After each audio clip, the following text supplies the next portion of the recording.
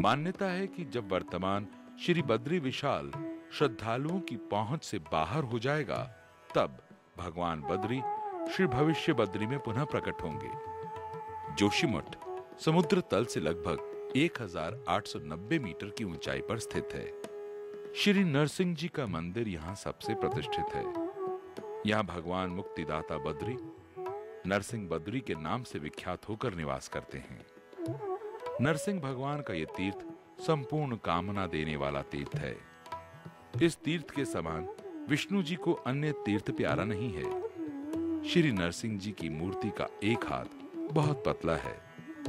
ऐसी मान्यता है कि जब नरसिंह जी का हाथ टूटकर गिर पड़ेगा, तब नर नारायण पर्वत आपस में मिलकर बद्रीनाथ मार्ग को अगम्य कर देंगे और फिर भविष्य बद्री में भगवान का पूजन अर्चन होगा। अलकनंदा और धौली गंगा के संगम को विष्णु प्रयाग कहते हैं। विष्णु प्रयाग वो पावन स्थान है जहां स्नान करके मनुष्य विष्णु लोक को प्राप्त हो जाता है। इसी स्थान पर भगवान विष्णु ने प्रसन्न होकर नारद ऋषि को सर्वज्ञ होने का वर दिया था। गोविंद घाट जोशीमठ से 11 किलोमीटर की दूरी पर स्थित है। ये स्थान सिखों के पावन स्थल हेमकुंड साहिब की यात्रा करने वालों के लिए एक अति सुंदर पड़ाव है। यहाँ पर एक गुरुद्वारा भी है। ये समुद्र तल से लगभग 1829 मीटर की ऊंचाई पर स्थित है। गोविंद घाट से हेमकुंड साहिब पहुंचने का लगभग 20 किलोमीटर का पैदल का मार्ग है।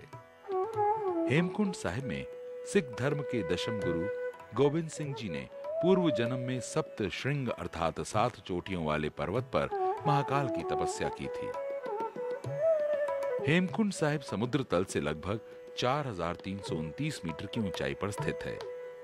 हेमकुंड साहिब में पहुंचकर सर्वप्रथम सरोवर में स्नान करके गुरु की अरदास की जाती है।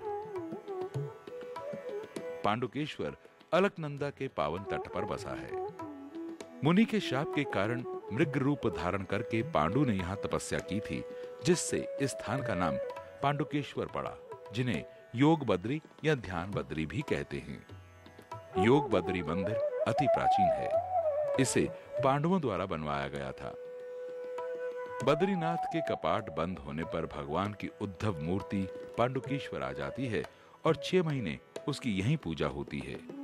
पांडुकेश्वर बद्रीनाथ का शीतकालीन निवास है। पांडुकेश्वर समुद्र तल से लगभग 1829 मीटर की ऊंचाई पर स्थित है। श्री बद्री विशाल की यात्रा करने वाले हनुमान चट्टी में हनुमान जी के दर्शन करके अपनी यात्रा को सफल बनाने की प्रार्थना करते हैं। कहा जाता है कि हनुमान जी ने यहाँ तप करके शक्ति प्राप्त की थी। हिंदू धर्म में 4 धामों की बड़ी महत्ता है। पूर्व दिशा में श्री जगन्नाथपुरी, पश्चिम दिशा में श्री द्वारिकानाथ, दक्षिण में श्री रामेश्वर तथा उत्तर में श्री बद्रीनाथ धामों की यात्रा से पापों से मुक्ति मिल जाती है। श्री बद्रीनाथ धाम उत्तर दिशा का अंतिम धाम है। उत्तरांचल राज्य में स्थित श्री बद्रीनाथ मंदिर गढ़वाल क्षेत्र के अंतर्गत आता है। बद्रीनाथ पंच बद्री में से एक है। ये स्थान अगम्य और परम ऐश्वर्य प्रदान करने वाला है। इसके पूर्वीय भाग में अलकनंदा का उद्गम स्थल है। बद्रीनाथ जी की मूर्ति शालिग्राम शिला है। इसकी ऊंचाई 3 फीट 9 इंच है।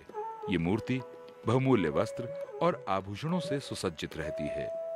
मंदिर के पिछले भाग में लक्ष्मी जी का मंदिर है। बद्रीनाथ की पूजा केवल रावल ही करता है। प्रातःकाल मूर्ति का पूजन तथा सायंकाल आरती उतारी जाती है। ये मंदिर समुद्र तल से लगभग 3133 मीटर की ऊंचाई पर अलकनंदा नदी के किनारे पर बना है। ये मंदिर काटे हुए पत्थरों का बना है। यह अति मनोहर है। बद्रीनाथ मंदिर के अवलोकन से बौद्ध वास्तुकला का प्रभाव स्पष्ट दिखाई देता है।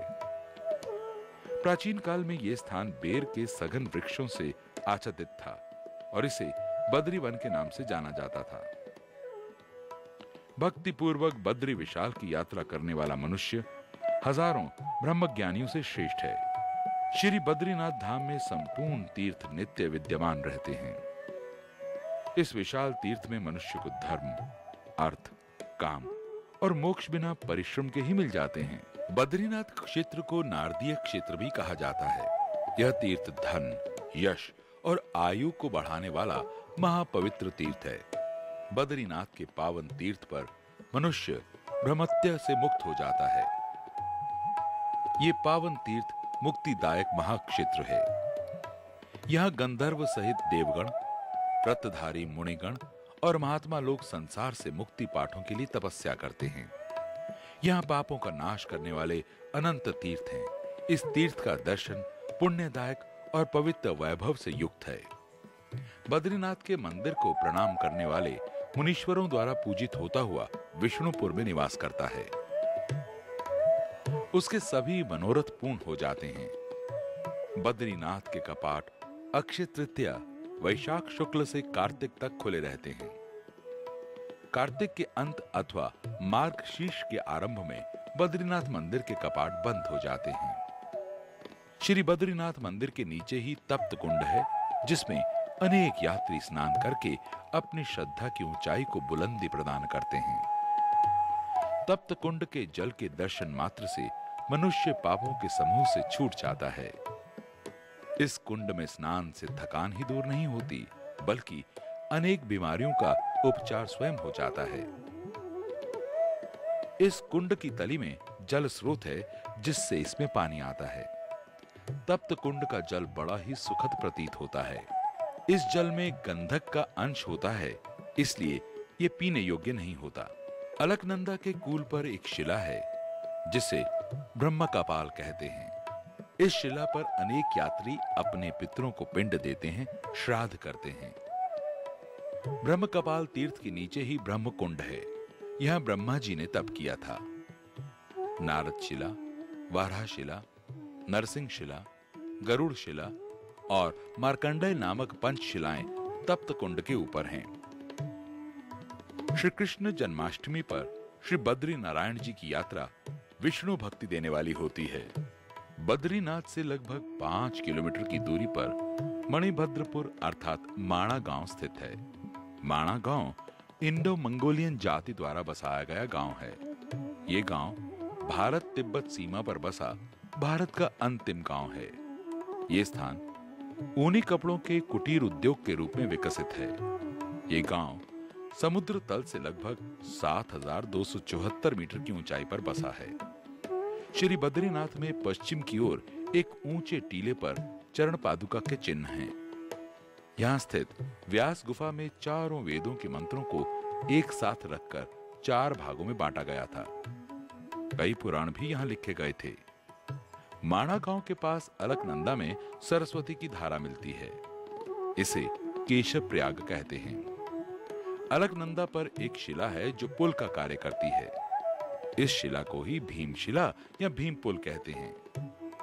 ये मानसोद भेद तीर्थ है। बद्रीनाथ धाम में नर पर्वत पर शेष नेत्र हैं। इस शिला में शेष जी की आंख स्पष्ट दिखाई देती है। यह श्री गणेश गुफा है। माता मूर्ति का मंदिर माणा गांव के पास है। अनेक भक्त श्री बद्री नारायण जी की माता के दर्शन के लिए इस मंदिर में आते हैं। वामन द्वादशी को यहाँ मेले का आयोजन किया जाता है। उर्वशी कुंड में भगवान नारायण ने उर्वशी को अपनी जंघा से प्रकट किया था। वसुधारा में बहुत ऊंचे से जलधारा गिरती है और वायु के झोंकों से बिखर जाती है। इसका एक बूंद जल भी परम दुर्लभ कहा गया है। सतोपंथ अलकनंदा का उद्गम स्थल है। ये बर्फ के जल का स्वच्छ सरोवर है। ये 14,440 फीट की ऊंचाई पर स्थित है। शीतकाल में बद्रीनाथ में बर्फ छा जाती है, जिससे ये स्थान निर्जन और अगम्य हो जाता है। सतोपंथ से स्वर्गारोहण शिखर के दर्शन हो जाते हैं। स्वर्गारोहण में हिम पर सीढ़ियों का आकार स्पष्ट दिखाई देता है।